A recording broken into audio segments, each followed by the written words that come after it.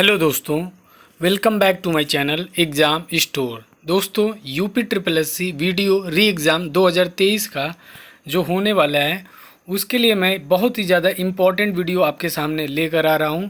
और दोस्तों, मैं आप लोगों से भी कहने वाला हूं कि इस बार अंतिम बार, क्योंकि ये मौका जो है सिर्फ कुछ ही लोगों को मिलने वाले हैं जो लोग 2018 में फॉर्म भरे होंगे या जिन लोगों ने एग्ज़ाम दिया था। तो आपके पास ये गोल्डन चांस है, इसके बाद से दोबारा आपके लाइफ में कभी ऐसा मौका नहीं मिलने वाला है। तो गाइस, जितना ज़्यादा से ज़्यादा हो सके आप लोग जो है पढ़ाई कर लीजिए और इसमें इस बार जो है सिलेक्शन लेके रहिए, ठीक है। क्योंकि ये इस बार जो है आखिरी बार आप लोग ये लेके चलेंगे तो ही आप लोग जो है सिलेक्शन ले पाएंगे। आज हम लोग हिंदी में जो है देखने वाले हैं पत्र लेखन, संक्षेपण, प्रशासनिक शब्दावली। लगभग पिछले बार भी जो है इससे बहुत सारे क्वेश्चन पूछे गए थे, इसलिए पहला टॉपिक जो है मैंने यही उठाया है। और इस सेशन को मैंने कैसे डिज़ाइन किया वो मैं आपको बता देता हूं। तो इसमें जो है हम लोगों ने पहले 50 क्वेश्चन लिए हैं, ठीक है। ऐसे ही मैं डेली जो है आपके लिए 50 क्वेश्चन डेली लेके आता रहूँगा जब तक आप लोगों का एग्ज़ाम जो है कंप्लीट नहीं हो जाता है। तब तक हम लोग डेली यहाँ पर प्रैक्टिस करने वाले हैं गाइज। डेली 50-50 क्वेश्चन जो है 10 बजे से हम लोग करने वाले हैं। तो देर नहीं करते हैं, वीडियो स्टार्ट करते हैं। चैनल पर नए होंगे चैनल को सब्सक्राइब कर देंगे, वीडियो को लाइक कर देंगे, बेल बटन क्लिक कर देंगे।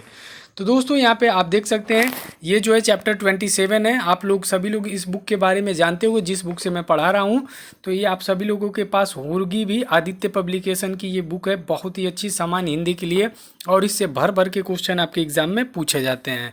संक्षेपण, पत्र लेखन, प्रशासनिक शब्दावलियों से संबंधित विविध परीक्षाओं में पूछे गए वस्तुनिष्ठ प्रश्न। पहला ही प्रश्न देखिए, UP triple SC video exam 2018 में पूछा गया है। तो पहला क्वेश्चन है, चलिए एक एक क्वेश्चन हम लोग डायरेक्ट यहाँ पे डील करेंगे गाइस, ठीक है। तो पहला क्वेश्चन है, आपकी स्क्रीन के ऊपर आ चुका है, बताइए संक्षेपण मूल पाठ से कितने शब्दों में लिखना चाहिए। आपके ऑप्शन इसमें से कौन से सही हैं? तो 1/3 शब्दों में। डायरेक्ट मैं आपको बी ऑप्शन गाइज बताऊंगा, ABCD का नाटक नहीं करूंगा कि ए ऑप्शन सही है कि बी की सी, क्योंकि आपके पास भी समय बहुत कम है, मेरे पास भी समय बहुत कम है, ठीक है। तो इसलिए हम लोग फुल यूटिलाइज करेंगे, डायरेक्ट जो ऑप्शन होगा उसी पे बात करेंगे। संक्षेपण मूल पाठ से कितने शब्दों में लिखना चाहिए? तो कितने शब्दों में? 1/3 शब्दों में। याद कर लीजिए, 1/3 शब्दों में जो है संक्षेपण मूल पाठ में जो है 1/3 शब्दों में लिखना चाहिए। सेकेंड क्वेश्चन में आपसे पूछा जा रहा है, व्यवसायिक पत्र के संबंध में सही कथन कौन सा है, इसको आपको बताना है। तो इसका सही जवाब क्या हो जाएगा? सी ऑप्शन, सेकेंड और थर्ड। ऐसे पत्रों में संबोधन महोदय, महाशय आदि शब्दों द्वारा किया जाता है। यानी जब व्यवसायिक पत्र लिखेंगे तो उसके संबंध में आपको क्या लिखना पड़ेगा? संबोधन, महोदय या महाशय। संबोधन करने के लिए आप महोदय, महाशय आदि शब्दों द्वारा किया जाता है। और किसी भी कंपनी के मैनेजर से सामग्री या माल से संबंधित पत्राचार होता है। तो इसका सही ऑप्शन क्या हो जाएगा? सेकेंड एंड थर्ड, ठीक है। आगे बढ़ते हैं नेक्स्ट क्वेश्चन की तरफ।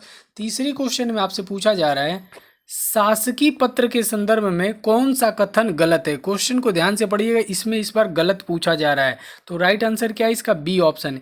यानी पत्र संख्या के ऊपर तिथि लिखी जाती है, ये कथन क्या है? गलत है, जो कि शासकीय पत्र के संदर्भ में है।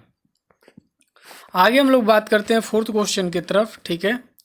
तो फोर्थ क्वेश्चन में आपसे पूछा जा रहा है, यदि कोई पत्र सभी संबद्ध कार्यालयों को प्रेषित किया जाता है तो उसे कहते हैं, उसे क्या कहते हैं? परिपत्र। डी ऑप्शन बिल्कुल सही है, उसे क्या कहते हैं? परिपत्र कहते हैं, ठीक है। आगे बढ़ते हैं फिफ्थ क्वेश्चन में, प्राधिकारी के लिए सटीक अंग्रेजी शब्द कौन सा है। तो इसका राइट आंसर क्या हो जाएगा? B option, authority. कौन सा हो जाएगा? अथॉरिटी, ठीक है। बी ऑप्शन जो भी लोग बता रहे हैं बिल्कुल सही है। आगे बढ़ते हैं सिक्स क्वेश्चन की तरफ, और इसका राइट आंसर क्या होगा? ऑर्डर्ड के लिए सटीक हिंदी शब्द क्या होगा। ऑर्डर के लिए आपको बताना है कि सटीक हिंदी शब्द क्या होगा। तो ऑर्डर मतलब होता है आदेश, बिल्कुल सी ऑप्शन करेक्ट है। आगे बात करते हैं सेवेंथ क्वेश्चन, एफिडेविट का हिंदी अनुवाद क्या होगा। आप लोगों ने जो जब स्कॉलरशिप का फॉर्म भरा होगा या किसी का गैप हुआ होगा तो एफिडेविट जो है बनवाया जाता है। तो एफिडेविट को हिंदी का अनुवाद क्या होता है? तो इसका मतलब होता है प्रस्ताव। क्या होता है? प्रस्ताव। बी ऑप्शन बिल्कुल सही है, और ऐसे ही आप लोग को जवाब देना है। क्वेश्चन 8 में पूछा जा रहा है, पृष्ठांकन का अंग्रेजी अनुवाद जो है क्या होता है। तो सही जवाब क्या हो जाएगा? ये जो है आपको ऊपर देखने को मिलेगा, तो इसको क्या बोलते हैं, इंडोर्समेंट। क्या हो जाएगा, इंडोर्समेंट, यानी डी ऑप्शन इनका बिल्कुल सही है। अगर आप डी ऑप्शन बता रहे हैं तो बिल्कुल सही जवाब है। काफ़ी अच्छी तैयारी चल रही है, बस आप लोग प्रैक्टिस ऐसे ही करते रहिए। 9 क्वेश्चन में आपसे पूछा जा रहा है नोटिफिकेशन शब्द का हिंदी रूपांतरण क्या है। जैसे अभी आप लोग देखते हो ना, सरकारी रिजल्ट या कोई भी आप जिस पे भी आप लोग रोजगार या किसी पे भी आप देखते हो तो क्या कहते हो, नोटिफिकेशन जारी हो चुका है। तो नोटिफिकेशन का हिंदी रूपांतरण क्या होता है, अधिसूचना। क्या होता है गाइज, अधिसूचना। डी ऑप्शन बिल्कुल करेक्ट है। आगे बढ़ते हैं। 10th क्वेश्चन में पूछा जा रहा है संलग्न का अंग्रेजी रूपांतरण क्या होता है। तो इसका क्या होता है, इनक्लोज। क्या होता है गाइज, इनक्लोज। जितने भी सी ऑप्शन बता रहे हैं बिल्कुल सही है। अब 11 क्वेश्चन में आपसे पूछा जा रहा है अधिसूचना का अंग्रेजी अनुवाद क्या है। तो क्या हो जाएगा, वही नोटिफिकेशन। इसमें ऑप्शन में गलत नोटिफिकेशन कर दिया है, क्या होगा, नोटिफिकेशन। ये आपको गड़बड़ा दे रहा है। आगे देखिए 12 क्वेश्चन की तरफ हम लोग आगे बढ़ते हैं और इसमें आपसे पूछा जा रहा है, ठीक है, टेस्टिमोनियल का हिंदी अनुवाद क्या होता है। आप लोग मैट्रिमोनियल सुने, मैट्रिमोनियल किसके लिए, वैवाहिक के लिए होता है।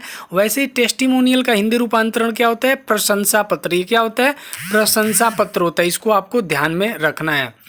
13 क्वेश्चन की तरफ आगे बढ़ते हैं और इसमें आपसे पूछा जा रहा है कि निम्नलिखित में से कौन सा अनौपचारिक पत्र है। अब आपको बता दें औपचारिक पत्र क्या होता है, अनौपचारिक पत्र क्या होता है। अनौपचारिक पत्र वो होता है जब आप क्या करते हैं, अपने मित्र या घर वाले या फ्रेंड्स किसी को भी ये लेटर लिखते हैं तो ये अनौपचारिक पत्र होता है। औपचारिक पत्र कौन होते हैं, जैसे आप जो है अपने से बड़े को लिखते हो, जैसे मान लीजिए आप अपने प्रिंसिपल को लिख रहे हैं, प्रधानाचार्य जी को लिख रहे हैं, या अपने कोई भी मतलब बड़े से आपको जो है सम्मानित व्यक्ति उसको लिख रहे हैं, तो वो क्या होगा, औपचारिक होगा। ठीक है, तो इससे आपसे पूछा जा रहा है निम्नलिखित में से कौन सा अनौपचारिक पत्र का उदाहरण है। तो सही जवाब क्या हो जाएगा, बी ऑप्शन, यानी बहन के विवाह में शामिल होने के लिए मित्र को लिखा गया पत्र। ये कौन सा होगा, अनौपचारिक पत्र होगा। ठीक है, आगे बढ़ते हैं 14 क्वेश्चन में और इसमें आपसे पूछा जा रहा है आदेश का अंग्रेजी अनुवाद क्या होगा। ये क्वेश्चन रिपीट है तो क्या होगा, ऑर्डर। ठीक है, इसका ए ऑप्शन बिल्कुल करेक्ट है। 15 क्वेश्चन में पूछा जा रहा है टीचिंग का हिंदी अनुवाद होगा। तो बताइए टीचिंग का हिंदी अनुवाद क्या होगा। तो सही जवाब है इसका बी ऑप्शन, अध्यापन। क्या होगा, अध्यापन।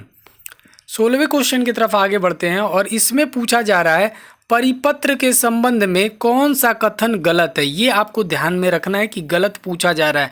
ठीक है, और इसका आंसर नहीं दिया गया आयोग की तरफ से। इस क्वेश्चन पे थोड़ा सा अभी देखिए जानकारी नहीं आई है, तो इस क्वेश्चन को हम लोग भी छोड़ देंगे। आगे बढ़ते हैं 17 क्वेश्चन में आपसे पूछा जा रहा है अर्धशासकीय पत्र के संबंध में कौन सा कथन गलत है। गलत आपसे पूछा जा रहा है, तो सही जवाब क्या है इसका, बी ऑप्शन, वह पत्र अन्य पुरुष में लिखा जाता है। क्या है, वह पत्र जो है अन्य पुरुष में लिखा जाता है। यह कथन क्या है, गलत है। 18 क्वेश्चन में पूछा जा रहा है अधिसूचना प्रकाशित होती है। तो आपको बताना है अधिसूचना कहाँ से प्रकाशित होती है। तो सरकारी गजट में। कहाँ पे होती है, सरकारी गजट में जो है अधिसूचना प्रकाशित होती है। 19 क्वेश्चन में पूछा जा रहा है संक्षेपण मूल पाठ से कितने कम शब्दों में लिखना चाहिए। तो सही जवाब क्या हो जाएगा, 1/3। 1/3 याद रखिएगा। अभी ऊपर भी मैंने ये क्वेश्चन आपको बताया था कि संक्षेपण जो है मूल पाठ से कितने कम शब्दों में लिखना चाहिए।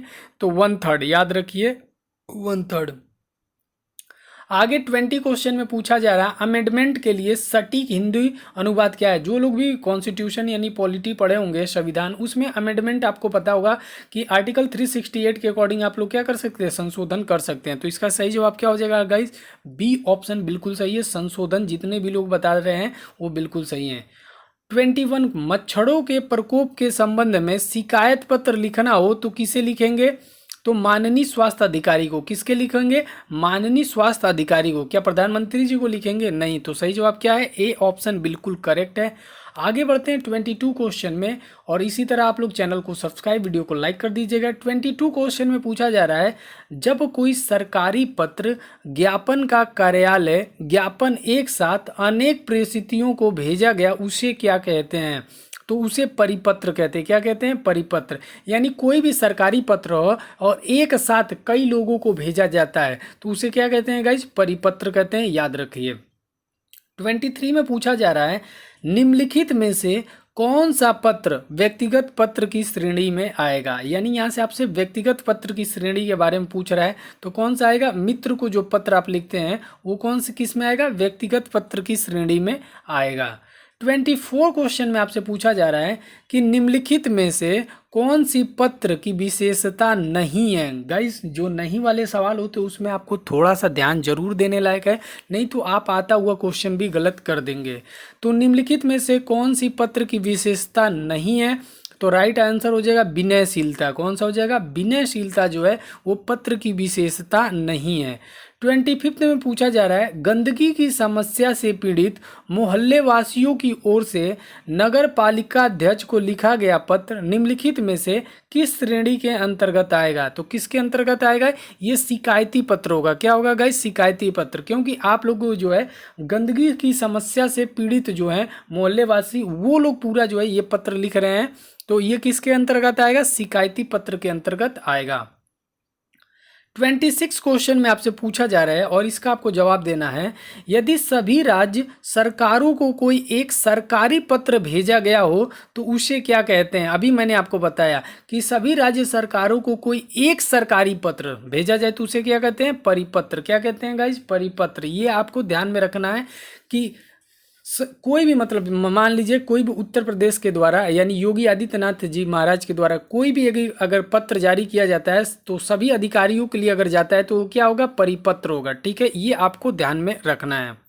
आगे बढ़ते हैं 27 क्वेश्चन की तरफ और इसमें आपको जो है बताना है अधिसूचना का प्रयोग किस क्षेत्र नहीं किया जाता है। तो इसका सही जवाब क्या हो जाएगा, कर्तव्य के क्षेत्र में जो है नहीं किया जाता है। किस में नहीं किया जाता है, तो कर्तव्य के क्षेत्र में नहीं किया जाता है। 28 क्वेश्चन में पूछा जा रहा है यदि आपको अपने मित्र को पत्र लिखना पड़े तो संबोधन में लिखेंगे, क्या लिखेंगे, प्रिय मित्र। क्या लिखेंगे, प्रिय मित्र। ठीक है, ये आपको ध्यान में रखना है कि क्या लिखेंगे, क्योंकि ये अनौपचारिक लेटर आप लिखेंगे अपने मित्र को तो उसमें प्रिय मित्र लिखेंगे। ठीक है, 29 क्वेश्चन में पूछा जा रहा है कौन सा कथन असत्य और गलत है। तो सही जवाब क्या है, डी ऑप्शन। इसमें भेजने वाला हस्ताक्षर करके पद का उल्लेख भी करता है। ये क्वेश्चन मतलब ये क्या है, डी ऑप्शन गलत है।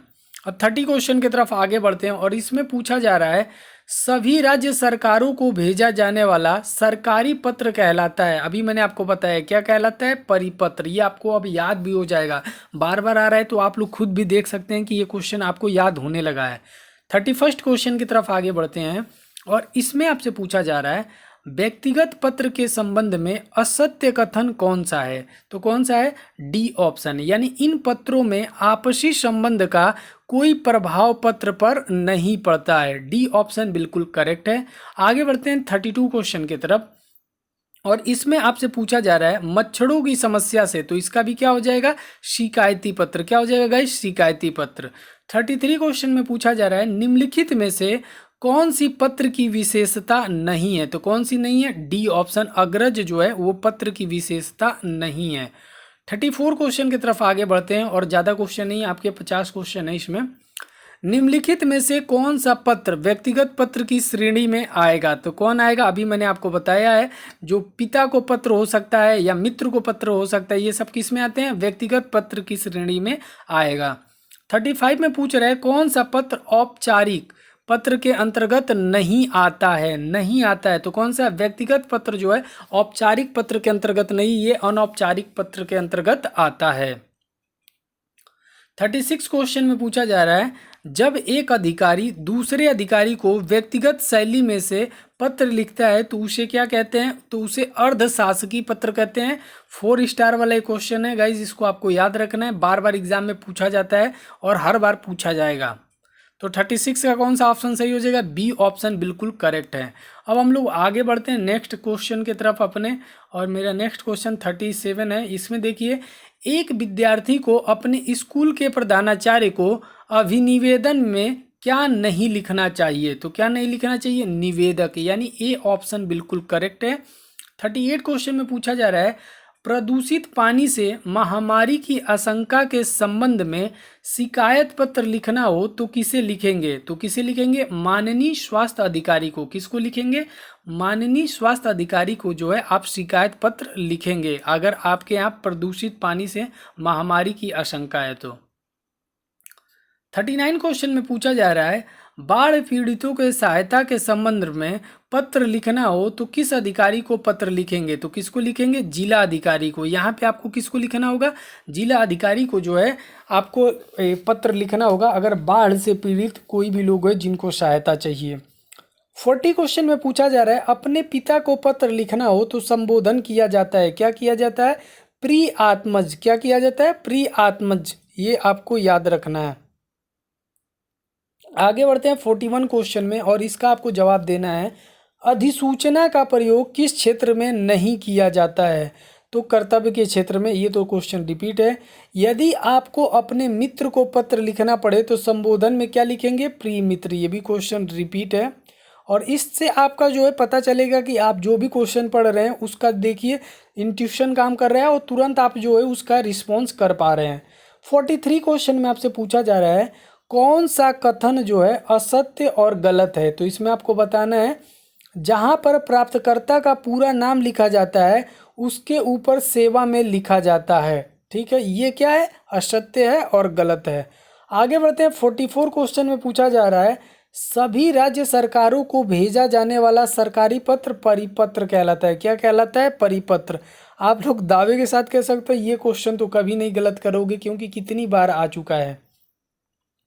45 में पूछा जा रहा है, शासकीय पत्र की क्या विशेषताएं नहीं है? तो क्या नहीं है? इस प्रकार के पत्रों की भाषा मित्रतापूर्ण होती है। क्या है? इस प्रकार के पत्रों की भाषा जो है मित्रतापूर्ण होती है, ये इसकी विशेषता नहीं है। किसकी? शासकीय पत्र की। 46 क्वेश्चन में आपसे पूछा जा रहा है, निम्नलिखित में से कौन सा विकल्प जो है शासकीय पत्र से संबंधित नहीं है? 46 में आपसे जो पूछा जा रहा है एक बार आप लोग ध्यान से पढ़ लीजिए कि निम्नलिखित में से कौन सा विकल्प जो है शासकीय पत्र से संबंधित नहीं है। अब आइए ऊपर चलते हैं। तो यहाँ पे कौन सा इसका राइट आंसर सही हो जाएगा? बी ऑप्शन बिल्कुल करेक्ट है। यानी इस प्रकार के पत्रों में उत्तम पुरुष एक वचन मैं शैली का प्रयोग होता है। ये ही क्वेश्चन में क्या है? गलत है। इसको आपको याद रखना है।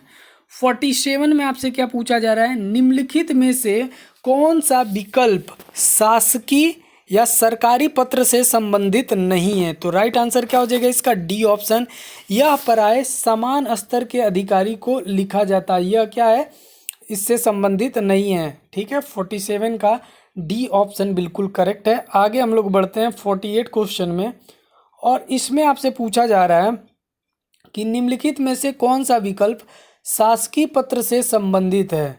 तो कौन सा है? D option. यानी सरकार के कामकाज में इस प्रकार के पत्रों का प्रयोग सबसे अधिक होता है। यही विकल्प क्या है? सही है और इसका राइट आंसर भी है। अब हम लोग आगे बढ़ते हैं 49 क्वेश्चन में और इसमें आपसे पूछा जा रहा है, कौन अर्ध शासकीय या अर्ध सरकारी पत्र की विशेषता नहीं है? तो कौन सा नहीं है? D option. इसमें संबोधन एवं अधोलेख आदि को नहीं लिखा जाता है। यही क्या है? इसकी विशेषता नहीं है। और फाइनली यहाँ पे हम लोग जो है 50वें क्वेश्चन पे आ चुके हैं और 51 भी देखिए हो जाएगा इसी में अगर हो पाए तो। क्वेश्चन में पूछा जा रहा है, निम्नलिखित विकल्पों में से कौन सा विकल्प कार्यालय आदेश से संबंधित नहीं है? तो कौन सा है? C option. यह सदैव राष्ट्रपति या राज्यपाल के नाम से जारी होती है या होते हैं। तो ये जो है इसका कार्यालय आदेश का संबंधित नहीं है। ठीक है, तो 50 का सी ऑप्शन जितने भी लोग बता रहे हैं बिल्कुल सही है। और 51 में आपसे पूछा जा रहा है, कौन सी विशेषता कार्यालय आदेश से संबंधित नहीं है? तो कौन सी विशेषता जो है कार्यालय आदेश से संबंधित नहीं है? B option. यानी इस पत्र में केवल पद सूचक उपाधियों का ही वर्णन होता है और शैक्षिक उपाधियों का नहीं। ठीक है गाइस, तो यहाँ पे 51 क्वेश्चन हम लोगों ने कंप्लीट कर लिए हैं। बाकी अगर आप इसका PDF प्राप्त करना चाहते हैं तो नीचे डिस्क्रिप्शन बॉक्स में आपको या एग्जाम स्टोर फैमिली आप लोग जो है टेलीग्राम पे सर्च कर सकते हो, वहाँ पे आपको जो है इसका PDF मिल जाएगा। आप लोग उसको जाके रिविज़न भी कर सकते हो, मल्टीपल टाइम पढ़ भी सकते हो। ठीक है गाइस, तो ये रही आज का वीडियो और ऐसे ही लगातार मैं आपके लिए लगातार वीडियो बनाता रहूँगा जब तक आप लोगों का एग्ज़ाम फिनिश नहीं हो जाता है, तब तक ये जो है वीडियो चलता रहेगा। ठीक है, तो मिलते हैं नेक्स्ट वीडियो में नेक्स्ट अपडेट के साथ। तब तक के लिए गुड बाय, टेक केयर, जय हिंद दोस्तों, लव यू ऑल।